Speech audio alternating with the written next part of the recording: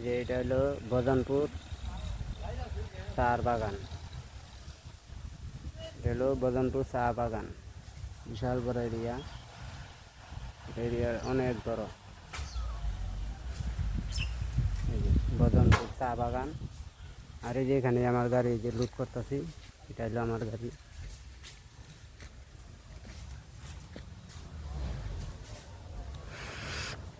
এটা হলো আমার গাড়ি বদনপুর।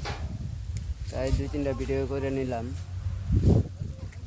আপনারা একটা জিনিস খেয়াল করবেন, এই যে মহিলারা যত একটা কথা কইলেই ভাইরাল হয়ে যেতে পারে, কিন্তু আমরা সারাদিন কথাগুলো কোনো ভাইরাল হতে পারি না, বুঝছেন? বড় বড় সেলিব্রিটি আমরা হইতে পারি না, অথচ ওরা একটা কথা, ওই যে সুতলিং কং, এই এক কথায় মনে হয় কতজন ভাইরাল হয়ে গেছে হিসাব ছাড়া, বুঝছেন? এই হলো দেশের পরিস্থিতি।